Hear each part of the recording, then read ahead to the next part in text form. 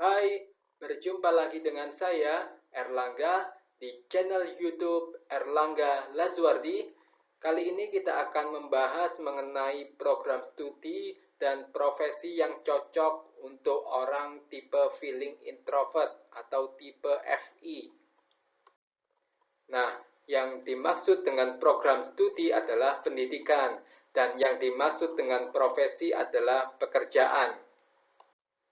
Sebelum masuk ke materi, apabila kalian merasa penyampaian saya agak lambat, kalian bisa mempercepat playback speed di setting YouTube.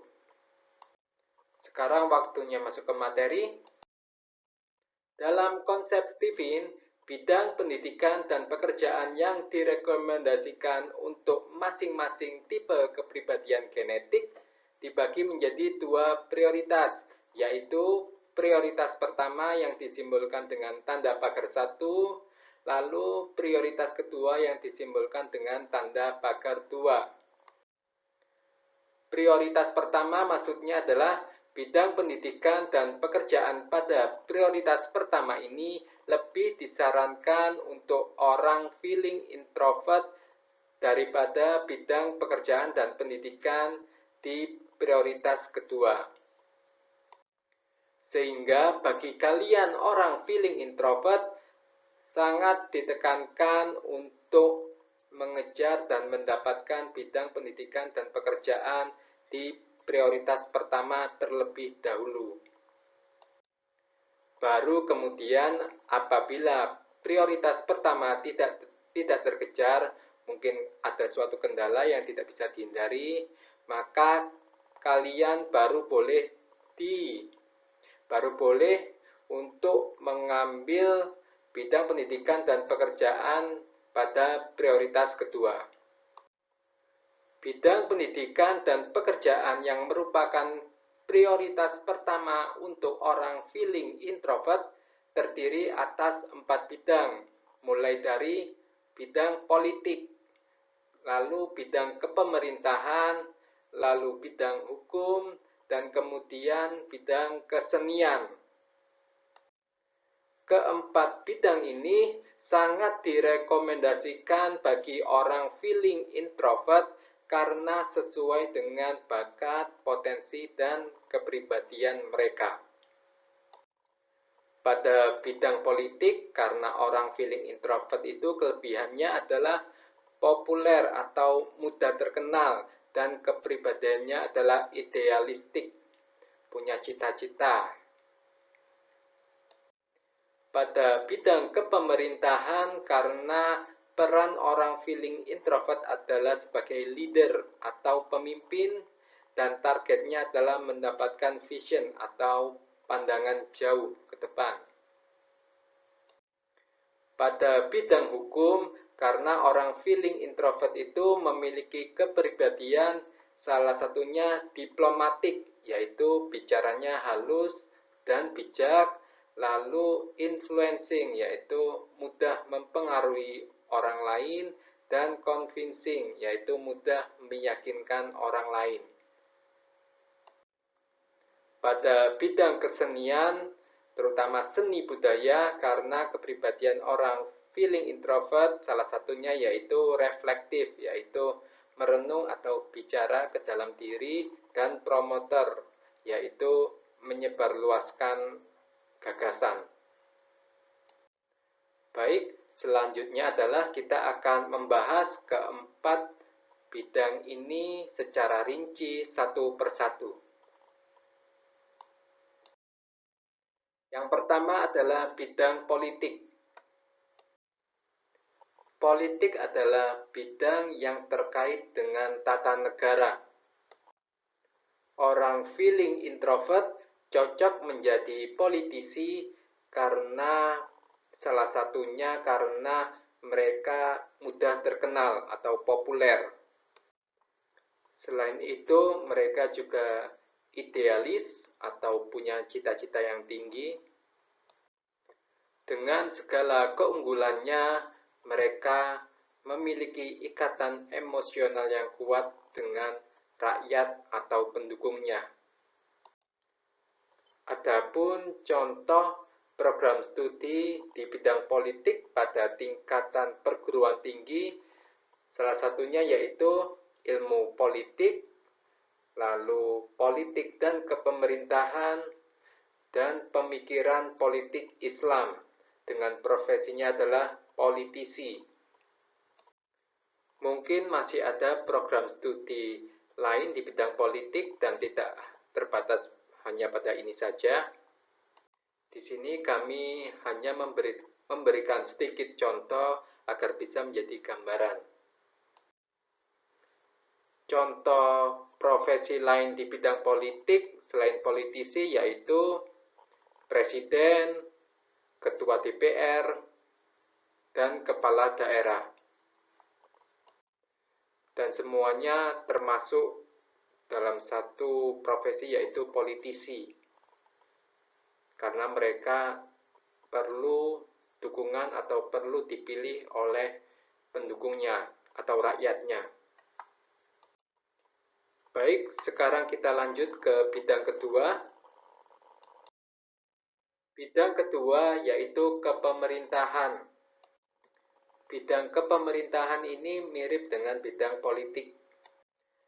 Bedanya kalau politisi sangat bergantung pada suara atau dukungan dari rakyatnya. Sedangkan birokrat tidak. Adapun contoh program studi di bidang kepemerintahan yaitu administrasi publik atau nama lainnya administrasi negara, lalu administrasi pembangunan negara, kemudian politik dan kepemerintahan, lalu ada kebijakan publik dan manajemen dan kebijakan publik, dengan profesinya adalah birokrat. Contoh profesi lainnya selain birokrat yaitu menteri, dirjen, atau kepala badan atau pimpinan institusi non-kementerian. Contoh-contoh tadi termasuk birokrat dan tidak butuh suara atau dukungan. Selanjutnya kita menuju ke bidang ketiga. Bidang ketiga yaitu hukum. Hukum adalah bidang yang terkait dengan peraturan dan perundang-undangan. Di bidang hukum, kita tidak hanya dituntut untuk adil, namun kita juga dituntut untuk bijak. Profesi di bidang hukum juga membutuhkan kemampuan seperti diplomasi. Diplomasi yaitu berbicara secara halus, sopan, dan bijak. Kemudian kemampuan mempengaruhi orang lain atau influencing, kemudian kemampuan meyakinkan orang lain atau convincing. Dengan kemampuan tersebut, harapannya argumentasi kita atau opini kita bisa mempengaruhi putusan pengadilan. Berikut adalah contoh program studi di bidang hukum, yaitu hukum atau nama lainnya ilmu hukum, hukum tata negara Islam atau siyasah syariah, hukum pidana Islam atau jinayah, dan hukum keluarga Islam atau ahwal syahsiyah. Dengan profesinya adalah advokat atau pengacara, hakim, dan jaksa. Baik, sekarang kita lanjut ke bidang terakhir atau bidang keempat. Bidang keempat yaitu kesenian. Bidang kesenian di sini maksudnya adalah lebih ke seni budaya dan bukan seni kreatif. Kalau seni kreatif, maka itu merupakan wilayah orang intuiting. Orang feeling introvert cocok di bidang seni budaya karena seni budaya memiliki nilai-nilai filosofis. Karena orang feeling introvert memiliki kepribadian reflektif atau merenung, bicara ke dalam diri, maka mereka mampu memahami dan menerima nilai-nilai filosofis dari suatu seni budaya. Adapun contoh program studi di bidang kesenian atau seni budaya yaitu antropologi tari, etnomusikologi atau nama lainnya antropologi musik, dengan profesinya adalah antropolog seni.